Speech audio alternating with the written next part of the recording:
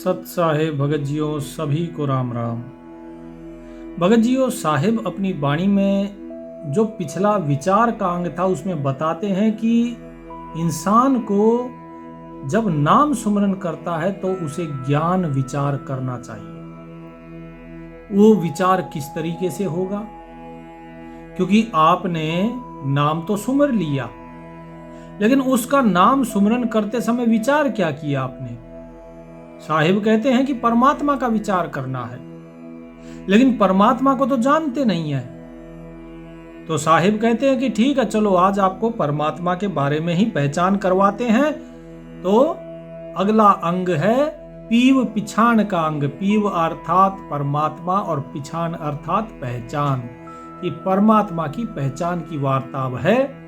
अब इस वार्ता में साहिब क्या बताते हैं, अब उस चीज को थोड़ा सा विस्तार से समझेंगे। क्या बताते हैं?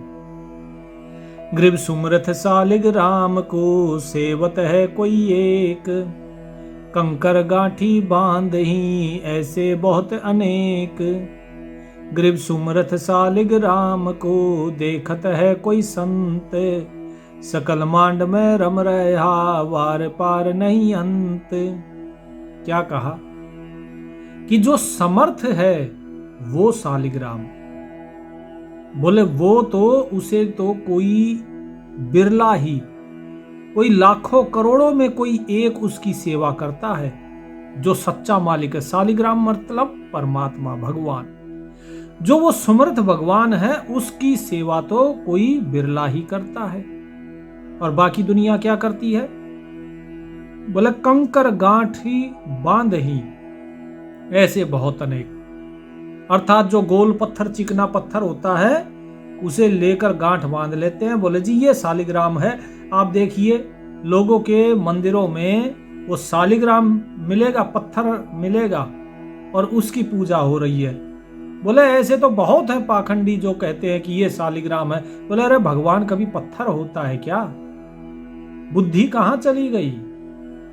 साहेब कहते हैं कि उस परमात्मा को, उस समर्थ सालिग्राम को कोई बिरला संत ही देखता है। देखत है कोई संत, जो संत होता है केवल वही उसे देख पाता है। और बाकी सब बोले सकल मांड में रम रहा। और जिसे वो देखता है ना, वो इस मांड अर्थात इस सारे तमाशा, जो ये सारा खेल जो रचा हुआ है सृष्टि का, बोले इस सारी सृष्टि में वो रमा हुआ है। वार पार नहीं अंत। उसका ना वार है, पार है, ना हुई उसका कोई अंत है। ऐसा है वो परमात्मा।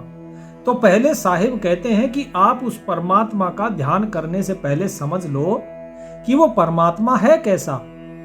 नहीं तो कोई भी कह देगा, बोले जी ये फलाना भगवान है, कोई कहेगा राम भगवान, कोई कहेगा कृष्ण भगवान।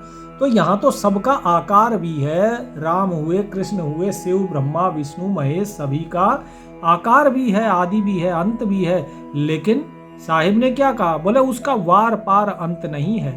वो सारी सृष्टि में रमा हुआ है, चर अचर सब में वो रमा हुआ है। वो जड़ में भी है, ऐसा नहीं सिर्फ चेतन में, वो जड़ में भी है। लेकिन ये संसार इस चीज को नहीं समझता। संसार क्या समझता है कि गरीब कंकर की कीरत करे साहिब बेमुख जीव, जाकू कहां रिझावही नहीं संख्या नहीं सीव। कि कंकर की तो कीर्ति करते हैं, कंकर के आगे जो पत्थर है उस पत्थर की तो वंदना करते हैं। और जो साहिब से उससे विमुख होकर बैठा हुआ है ये जीव, पीठ फेर कर बैठा है उसकी तरफ, वो अंदर है लेकिन ये बाहर देखता है। वो तुम्हारे अंदर है लेकिन ये बाहर ढूंढ रहा है। किस में ढूंढ रहा है? उस पत्थर में। बोले उसको क्या रिझा रहे हो? उस पत्थर को क्या रिझा रहे हो भाई? नहीं संख्या नहीं सीव, उसमें कुछ नहीं है। कोई शंका भी नहीं आती और तुम्हारे मन में कभी कि भाई मैं इसको रिझा रहा हूं, ये भगवान है या नहीं। अंधविश्वास देखो कितना प्रबल है। तो साहिब क्या कहते हैं कि भाई उससे विमुख होके मत बैठो। उससे विमुख होने से केवल और केवल दुख प्राप्त होगा, सुख प्राप्त कभी नहीं होता है। कंकर की कीर्ति करने में लगे हुए हैं। कंकर क्या है? बोले कंकर काला नदी का भाठा पूजा आन, चंदन का अर्पण करे ना बोले पाषाण। कि काला पत्थर है, वो नदी में कोई काला पत्थर मिल गया, उसको उठा लाते हैं, बोले ले भाई ये शालिग्राम है। उस पत्थर को पूजते हैं, चंदन का उस पर लेप करते हैं, लेकिन क्या वो कभी बोलता है? क्या ना बोले पाषाण, वो कभी नहीं बोलता है। वो बोलेगा भी कैसे? अगर वो चेतन होता तो जरूर बोलता, लेकिन उसके बाद भी व्यक्ति विवेक नहीं लगाता है कि आखिर ये हो क्या रहा है। एक कुत्ता आता है, उस पर धार मारकर चला जाता है, उस कुत्ते को भी ये पता है कि ये पत्थर है। अगर उस कुत्ते को पता होता कि ये भगवान है या ये मनुष्य भी है, तो क्या वो ऐसा कर्म करता? नहीं करता। क्या वो कभी आपके ऊपर पेशाब करता है? क्या नहीं करता ना। किसी दूसरे जीव पे पेशाब करता है? कुत्ता कभी ये काम नहीं करेगा, लेकिन वो जो जड़ होगा, जो पत्थर होगा, उस पर पेशाब करेगा जाके। चाहे वो गाड़ी का पहिया क्यों ना हो, आपकी मोटर साइकिल का पहिया क्यों ना हो, लेकिन आपके ऊपर कभी नहीं करेगा, क्योंकि उसके अंदर भी इतनी अकल है कि चेतन कौन है और जड़ कौन है। लेकिन मनुष्य के अंदर ये चेतना है ही नहीं। साहिब कहते हैं तो मैं तेरा पीव है भाई। कहां कि तो मतलब तुम्हारा, तुम्हारे अंदर। तो मैं तेरा पीव है शालिग्राम स्वरूप, बोलन हारा जगत गुरु निर्गुण तत्व अनूप। कि और सुनो उस परमात्मा के बारे में कि वो परमात्मा तो तुम्हारे अंदर ही है। जो तुम्हारा पीव है, तुम्हारा मालिक है, वो तुम्हारे ही अंदर है। वही वास्तव में शालिग्राम स्वरूप है, वही है शालिग्राम। लेकिन वो है कैसा? बोले वो बोलन हारा है। वो बोलता है, इसके अंदर, शरीर के अंदर बैठकर वो बोलता है। ये शरीर नहीं जानता कि मैं बोलता हूं, लेकिन वो जानता है कि मैं बोलता हूं। शरीर नहीं जानता, कि आंखें नहीं जानते कि आंखें देखती हैं, लेकिन वो जानता है कि वो देखता है। कान नहीं जानते कि ये सुनते हैं। अगर ये जानते होते तो सोने के बाद भी ये सुनते, लेकिन सोने के बाद नहीं सुनते हैं। लेकिन वो जानता है कि मैं सुनता हूं। वो परमात्मा तुम्हारे अंदर है और वही जगत का गुरु है। जगत गुरु कौन है? वो बोलन हारा, जो अंदर बैठा बोल रहा है। आप सोचते हो गुरु कोई देह है? गुरु देह नहीं होती। लोग कहते हैं देहधारी गुरु करो। बिल्कुल बहुत जरूरी है देहधारी गुरु करना। लोग कहते हैं नहीं जी, कबीर साहब ने लिखा है शब्द गुरु चित चेला रे। अरे भाई, वो शब्द देगा कौन? वो तो गुरु ही देगा। चित्त के लिए बताया गया है कि बाहर से तो तुम ये शरीर हो ना, जब तक तुम स्वयं को चित्त रूपी नहीं जान लेते, तब तक तो तुम अपने आप को शरीर माने हुए हो। तो तुम्हारे शरीर के सारे संदेह एक देहधारी गुरु ही तो दूर करेगा, इसलिए जरूरी है। तो जो गुरु होता है वो वास्तव में शरीर नहीं होता। शरीर के अंदर जो बैठकर बोलता है वो गुरु है। निर्गुण तत्व है, अनुपम तत्व है। उसके बारे में साहिब ये बताते हैं, परमात्मा की वाणी है ये। परमात्मा स्वयं अपने बारे में बता रहे हैं कि भाई मैं तो तुम्हारे अंदर बैठ के बोल रहा हूं। मैं निर्गुण हूं और तत्व स्वरूप हूं और अनुपम हूं। घट घट शालिग्राम है। घट घट अर्थात घट माने हृदय। घट का अर्थ शरीर भी होता है, क्योंकि घट का मतलब क्या है? घड़ा, मटका। तो ये शरीर भी मटका है और आपका हृदय भी एक मटका है।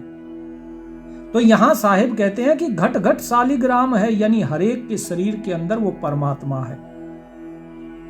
अब देखिए, बहुत बार आप लोगों को यह बताया गया होगा कि अरे परमात्मा और आत्मा एक हैं। कभी कहा गया होगा परमात्मा आत्मा अलग है। तो कभी कहते हैं अलग है, कभी कहते हैं एक है। भाई एक है या अलग है? कोई एक तो झूठ बोल रहा है, और अगर झूठ नहीं बोल रहे हैं तो फिर सच क्या है? तो इस चीज का भेद अब साहिब खोलते हैं और क्या कहते हैं कि घट घट शालिग्राम है, कि हरेक घट में, हरेक हृदय में शालिग्राम है। अर्थात परमात्मा है। आत्म तत्व विचार, और आत्म तत्व जो है, जो आपका आत्मा है, आप उसका विचार करो। थोड़ी देर पहले पिछले सत्संगों में बताया था, विचार के अंग में साहिब कहते हैं कि भाई सुमिरन करते हो लेकिन विचार करो। विचार करो कि सुमिरन किसका कर रहे हो, और जिसका सुमिरन कर रहे हो उसे देखा भी है, अगर नहीं देखा है, नहीं अनुभव किया है तो उसका अनुभव करो। तो साहिब यहां पर वही अनुभव करवा रहे हैं कि भाई वो सबके हृदय में है, सबके शरीरों के अंदर बसा हुआ है, और वो क्या है, वो आत्म तत्व है। उस आत्म तत्व को विचारो। कौन है ये आत्म तत्व? क्या ये आत्म तत्व परमात्मा है? क्या आत्मा ये परमात्मा है? तो साहिब क्या कहते हैं, परमात्म पूर्ण पुरुष आत्म तत्व से न्यार, कि वो परमात्मा जो है वो तो पूर्ण पुरुष है, लेकिन आत्म तत्व से वो न्यारा है, अलग है। आत्मा से अलग है परमात्मा। यहां साहिब ने बता दिया, आप देखो क्या बताया कि आत्मा और परमात्मा अलग है। अब आप लोग सवाल करोगे, बोले जी आप तो कहते हो कि ये दोनों एक हैं। बिल्कुल सही बात है। बोले सही बात है, तो फिर साहिब यहां अलग क्यों बता रहे हैं? क्योंकि जो साहिब कह रहे हैं वो सत्य वचन कह रहे हैं। साहिब किस भाव से कह रहे हैं? साहिब इस भाव से कह रहे हैं कि जब तक मनुष्य अपने आत्म तत्व का विचार नहीं करता, जब तक वो जानता नहीं है, तब तक ये आत्मा और परमात्मा दोनों अलग हैं, एक नहीं है। क्योंकि आप तो स्वयं को शरीर माने हुए हैं। अभी जैसे आप स्वयं को शरीर माने हुए हैं, तो बाकी इस संसार में और भी शरीर हैं। आप अपने को उनसे अलग माने हुए हैं। आप उनसे अलग माने हुए हैं कि नहीं? और जब अलग माने हुए हैं तो यहां पर आ जाता है द्वैत। और जब तक द्वैत है, जब तक ये दुई है, तू और मैं का भेद है, तब तक आत्मा और परमात्मा एक नहीं है। फिर क्या कहते हैं साहिब, ग्रीव आत्म तत्व तो हंस है, परमात्म परमहंस, गुरु चेला गलतान है, दो का नहीं विध्वंस। कि जो आत्म तत्व है वो क्या है? हंस है। हंस अर्थात आत्मा। और परमात्म तत्व क्या है? वो है परमहंस अर्थात परमात्मा। ठीक है जी। तो आत्म तत्व हो गया हंस और परमात्म तत्व हो गया परमहंस। ठीक है जी। फिर क्या कहा कि गुरु चेला गलतान है। गलतान का अर्थात गुरु चेला मिले हुए हैं। गुरु चेला मिले हुए हैं, अलग अलग नहीं, दोनों आपस में मिले हुए हैं। दोनों का नहीं विध्वंस, और दोनों का ही कभी भी विनाश नहीं होता। ये शाश्वत है, आत्मा भी और परमात्मा भी। अब आप पूछोगे जी आत्मा फिर क्या है और परमात्मा क्या है? तो यही विचार करना है। तो अब साहिब यहां पर अब समझाते हैं आगे कि किस प्रकार से आत्मा और परमात्मा ये दोनों अलग हैं और किस प्रकार से ये दोनों एक होते हैं। ये सारा भेद अब साहिब बताएंगे आगे। तो क्या कहते हैं साहिब? कहते हैं जुगन जुगन सत्संग है, घट मठ रहन हमार। घट माने घड़ा या शरीर, मठ माने मंदिर, रहन माने रहना। कि युगों युगों के सत्संग जब होते हैं तब बोले घट मठ रहन हमार, कि हमारा जो रहनी है वो इस शरीर में ही है, लेकिन ये युगों युगों के सत्संग से ही जाना जाता है। आपने पता नहीं कितने युगों तक सत्संग किया होगा, तब ये जान पाता है जीव कि हाँ वो परमात्मा हमारे घट में ही है। और सकल शून्य में रम रहा, भानन घड़न अपार। और सकल शून्य में जितनी भी शून्य है, शून्य अवस्थाएं बताई गई है, 4 शून्य, काया शून्य, ब्रह्मांड शून्य, आत्म शून्य, ठीक है जी, परमात्म शून्य। ये जो 4 शून्य है, इन चारों शून्य में साहिब कहते हैं कि वो साहिब ही है, सकल शून्य में रम रहा। तो जब काया शून्य है, काया शून्य से जब बाहर निकलोगे तब ब्रह्मांड शून्य, ठीक है जी, ब्रह्मांड शून्य से फिर आप आ जाओगे आत्म शून्य में। तो साहिब कहते हैं जब आत्म शून्य में पहुंचते हैं तब समझ में आता है कि हाँ भाई, आत्मा क्या चीज है। अभी तो हम काया शून्य में ही हैं, सिर्फ काया को ही सत्य माने हुए हैं। तो साहिब कहते हैं सकल शून्य में रम रहा, कि वो तो सभी शून्य में है, वो काया में भी है, वो मन में भी है, वो आपकी आत्मा में भी है, और इतना ही नहीं, परमात्मा में तो वो है ही है, सारे ब्रह्मांड में वो रमा हुआ है। भानन घड़न अपार, अर्थात भानन क्या हो गया, जो आपके मटके हो गए, मटकों को घड़न अर्थात घड़ने वाला, बनाने वाला। कहने का अर्थ है ये जितने भी जीव हैं ये सभी हो गए मटके, और इन सभी मटकों को बनाने वाला वो परमात्मा ही है, यानी कि ये शरीर। अब आगे क्या कहते हैं कि शब्द स्नेही संत जन है पद के परवीन, नहीं बिछोहा ब्रह्म से सदा रहत है लीन। कि जिस प्रकार से जो शब्द स्नेही संत होते हैं, जो शब्द से प्रेम करने वाले संत होते हैं, वो क्या है, हमेशा पद में प्रवीण रहते हैं, यानी कि प्रवीण अर्थात बहुत कुशल, बहुत तेज बुद्धि के।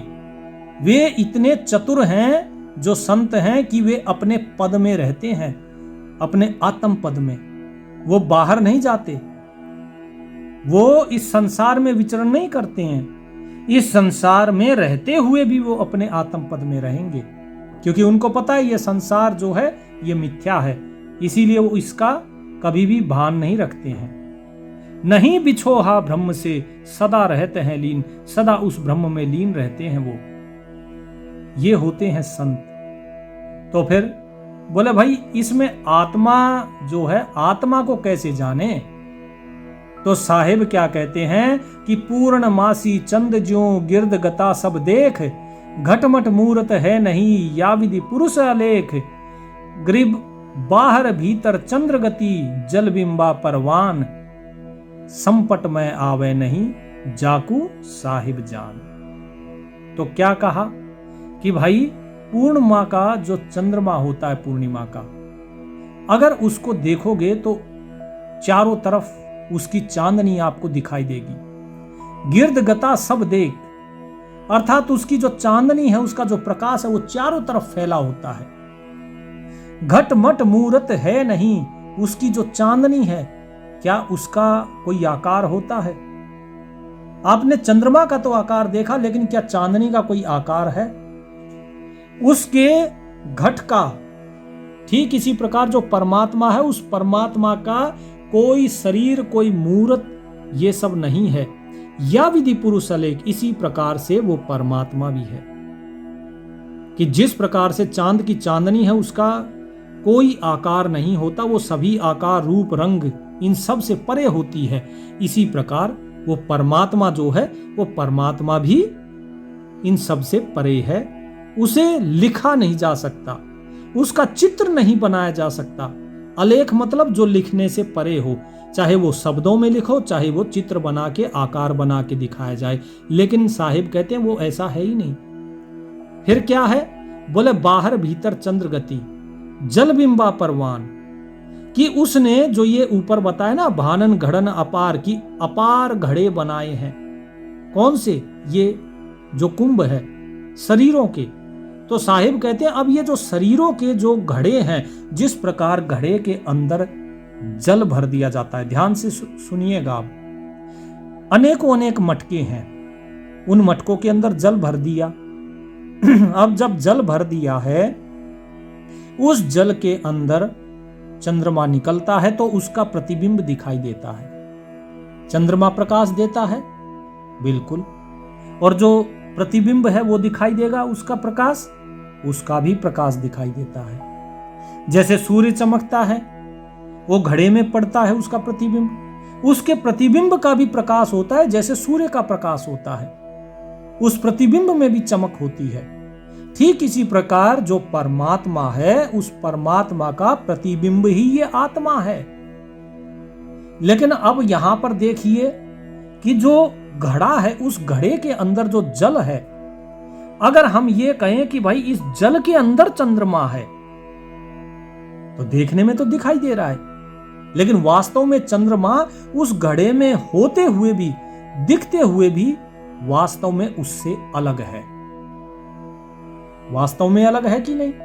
अब अगर वास्तव में उससे अलग है, लेकिन जो उस चंद्रमा की रोशनी है, उस रोशनी के कारण वो दिखाई दे रहा है, ठीक इसी प्रकार ये जितनी भी आत्माएं हैं, ये सभी आत्माएं क्या हैं? ये सभी आत्माएं केवल एक प्रतिबिंब हैं उस परमात्मा का। क्या ये जितनी भी प्रतिबिंब दिखाई देती है, मान लो लाखों प्रतिबिंब हैं या करोड़ों प्रतिबिंब हो जाए, 1 करोड़ मटके में अगर उस चंद्रमा का प्रतिबिंब पड़ेगा तो रोशनी तो खूब हो जाएगी। लेकिन क्या इतने सारे प्रतिबिंब होने से वो परमात्मा, माफ कीजिए, जो चंद्रमा है, उस चंद्रमा का आकार कुछ घटेगा क्या? नहीं ना, क्योंकि वास्तविकता तो ये है कि चंद्रमा तो वैसा का वैसा है, उसका आकार वैसा का वैसा है।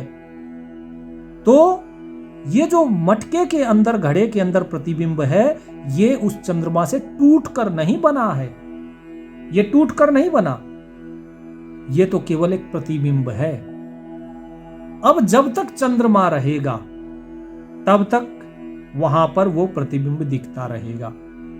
और दूसरी चीज क्या है कि जब तक घड़े के अंदर जल रहेगा तब तक प्रतिबिंब दिखाई देगा। जैसे ही जल समाप्त हुआ, क्या घड़े में प्रतिबिंब दिखाई देगा?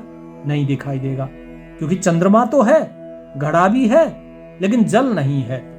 तो प्रतिबिंब दिखाई देता है या नहीं दिखाई देता है, यह किस चीज पर निर्भर करता है? यह निर्भर करता है कि घड़े के अंदर जल है या नहीं है, चंद्रमा उगा हुआ है या नहीं है। जल चाहे घड़े में हो, नदी में हो, कहीं पर भी हो, प्रतिबिंब तो वहीं दिखाई दे जाएगा। जरूरी नहीं कि घड़े की ही जरूरत हो। और प्रतिबिंब कहां दिखाई देगा? प्रतिबिंब दिखाई देगा दर्पण में। शीश महल होगा, वहां भी प्रतिबिंब दिखाई देगा। कोई भी चमकीला पदार्थ होगा, उस पर भी प्रतिबिंब दिखाई देगा। स्टील की थाली होगी, उस पर भी प्रतिबिंब दिखाई देगा। तेल होगा, तेल में भी प्रतिबिंब दिखाई देगा। तो अब देखिए, जितनी भी चीजें हैं वो सारी अलग अलग हैं।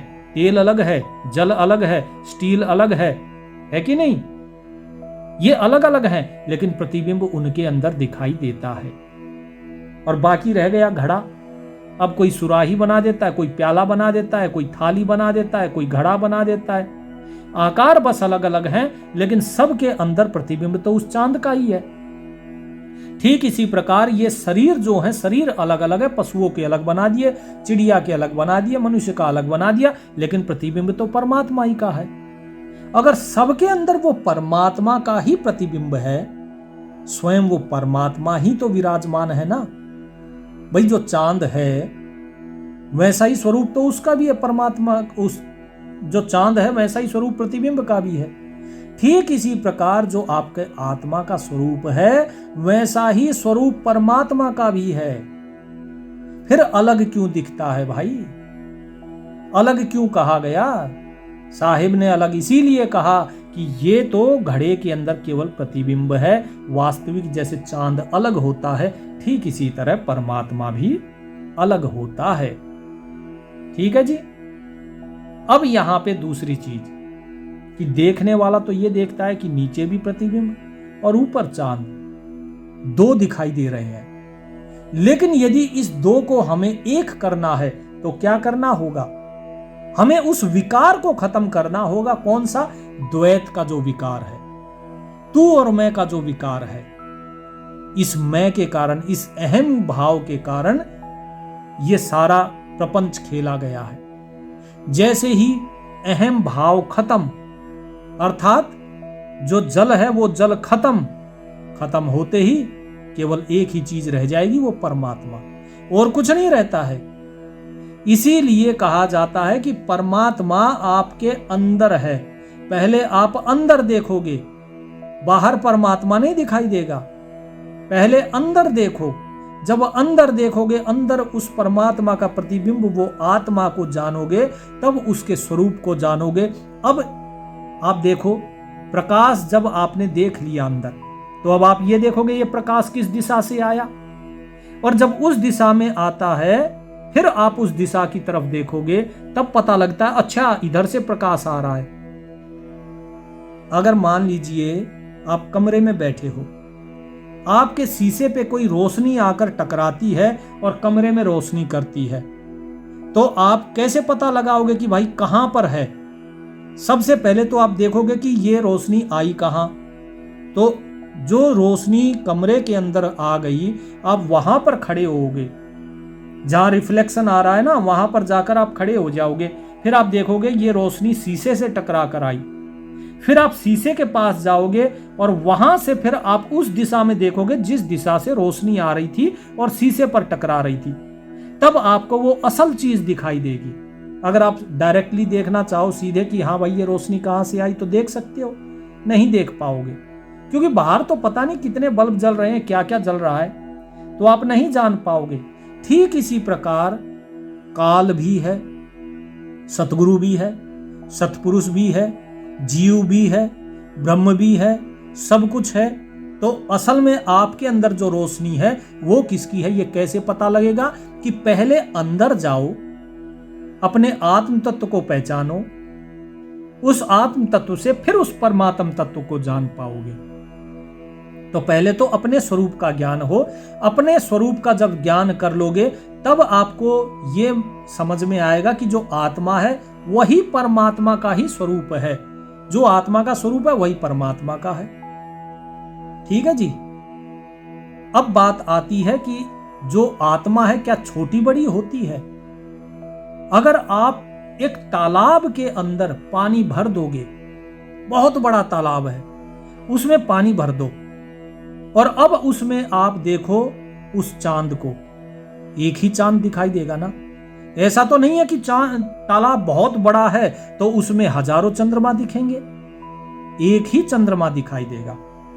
और इसी तरीके से जब आप एक बहुत छोटी सी किसी चीज के अंदर, किसी डिबिया के अंदर अगर पानी डाल दोगे, किसी कुल्हड़ में या कटोरी में पानी डालोगे, तो उसमें भी एक ही चंद्रमा दिखाई देगा।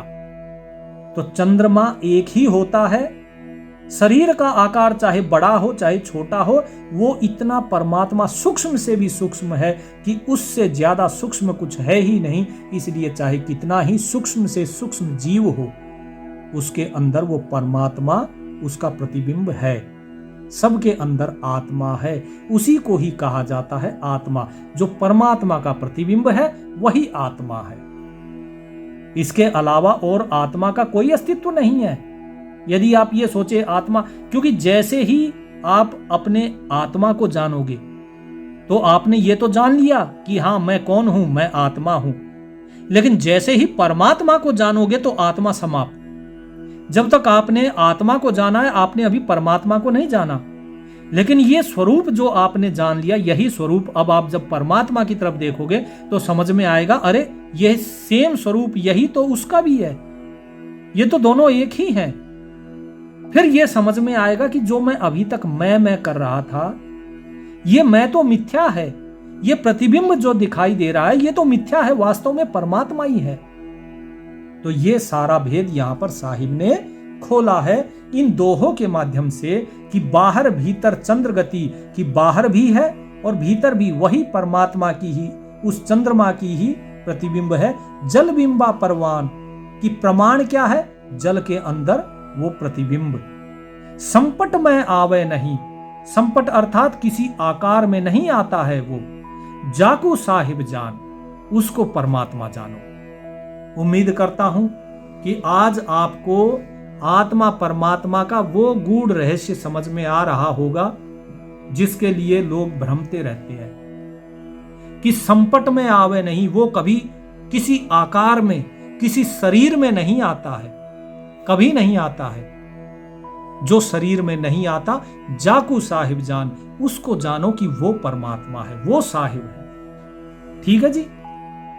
अब जब साहिब अगर वो है और वो कभी शरीर में नहीं आता, तो यहां पर जो भी कुछ आपको दिखाई देता है वो क्या है? जितने संत आते हैं, जितने सतगुरु आते हैं, वो सब क्या है? क्या वो शरीर धारण करते हैं? अगर वो शरीर धारण करते हैं तो क्या वास्तव में परमात्मा ही उतर के आ जाता है क्या? अगर परमात्मा किसी एक मटके के अंदर आ जाए, मान लो चांद है, बहुत बड़ा है, अगर वो किसी एक मटके में आ गया या इस पृथ्वी के किसी एक विशेष हिस्से पर अगर वो आ गया, तो दूसरे हिस्से पे क्या रोशनी रहेगी? नहीं रहेगी ना। तो परमात्मा कभी भी किसी भी आकार में नहीं आता है। जो ये कहा जाता है कि भाई परमात्मा आ गया, परमात्मा इस संसार में आए, हम कहते हैं, बहुत से लोग कहते हैं कबीर परमात्मा। तो कबीर परमात्मा का अर्थात उन कबीर साहिब से नहीं है जो काशी में जो शरीर था उस शरीर से नहीं है।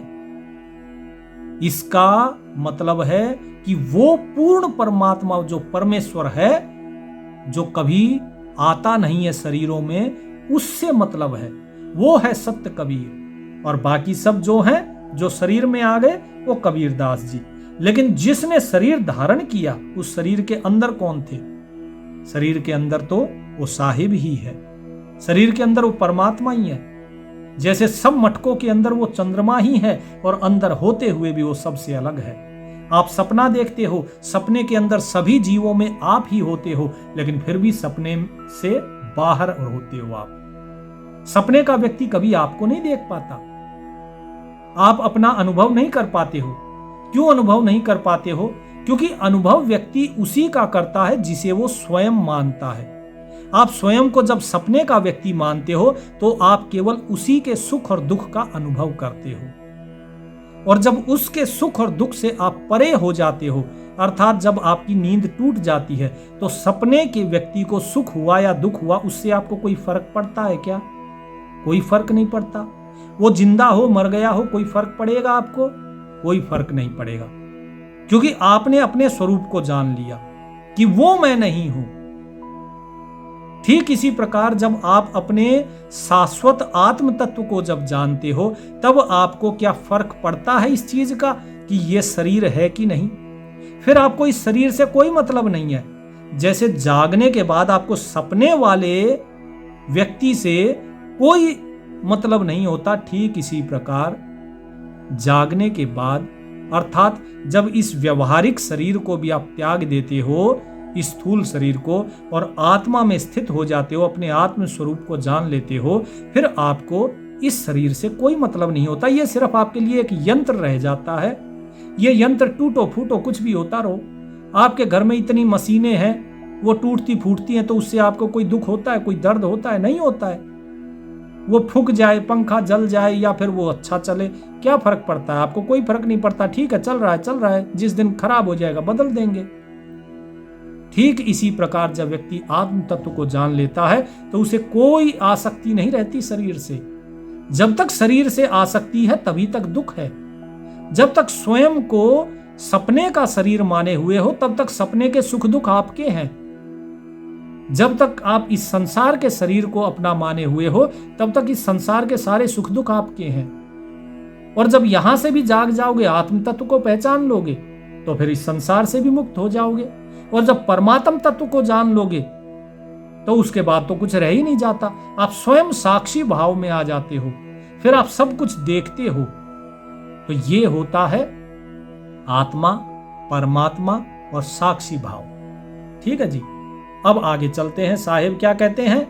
साहिब कहते हैं, ग्रीब नैन नाक मुख द्वार बिन कथा करत करतार, तत्वेता तत्कूलक है बोलत सिरजनहार। ठीक है जी। सकल भूमि बैराट में सर्वंगी सब ठोर, एक रमैया रम रहा दूसर नाही और। तो साहिब यहां बता रहे हैं कि भाई जिसका तुम्हें विचार करना ना नाम सुमरन के समय, याद रखना ना उसका नैन है, ना नाक है, ना मुख है, ना कोई द्वार है। जो इस शरीर में 10 द्वार हैं, बोले उसके पास तो काया ही नहीं है, तो द्वार कहां से होंगे? लेकिन बिना नैनों के वो देखता है, क्योंकि आपकी जो आंखें हैं ना, इन आंखों में वो परमात्मा ही बैठकर देख रहा है, वही बोल रहा है, वही सुन रहा है, सब कुछ वही है। आप तो खाम खाम मैं करके अपने आप को ये सोच रहे हो कि मैं हूं, आप तो हो ही नहीं। तो कथा करत करतार, अर्थात जितनी कथा कर रहे हैं ना, जितनी हम चर्चा कर रहे हैं, जितना हम बोल रहे हैं, ये सब कुछ वो परमात्मा कर रहा है। क्योंकि जितनी चमक होती है ना घड़े से, जो रोशनी निकलती है वो उस प्रतिबिंब की निकल रही है। अगर चांद छुप जाए तो घड़ा कोई प्रतिबिंब दे सकता है, कोई रोशनी दे सकता? नहीं दे सकता। सूरज छिप जाए तो उसका प्रतिबिंब ही नहीं रहेगा। तो यही चीज है, साहिब यही कह रहे हैं कि तत्ववेता तत्वकूलक है, कि असली तत्वदर्शी तो वो है जो तत्व को देखता है।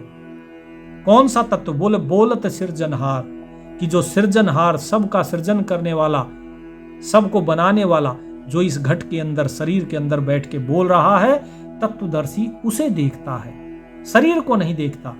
और हम किसे देखते हैं? हम शरीर को देखते हैं। हम कहते हैं सत्संग, कि हम सत्संग करते हैं, लेकिन हमारा जो आसक्ति है वो झूठ में है।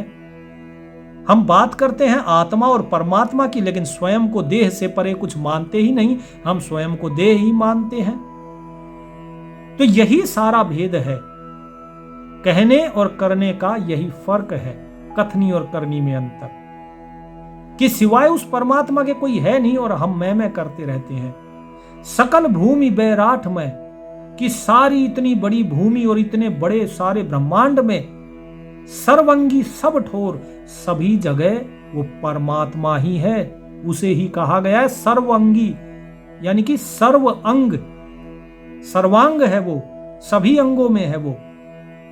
क्योंकि इसको क्या कहा गया? जीव को सोहंग, उसका अंग। ठीक है जी। तो और क्या कहा गया?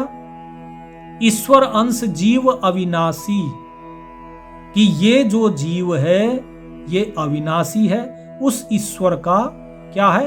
अंश है। ईश्वर अंश कैसे अंश है? वो जो प्रकाश पड़ा प्रतिबिंब, वो प्रतिबिंब उसी का है।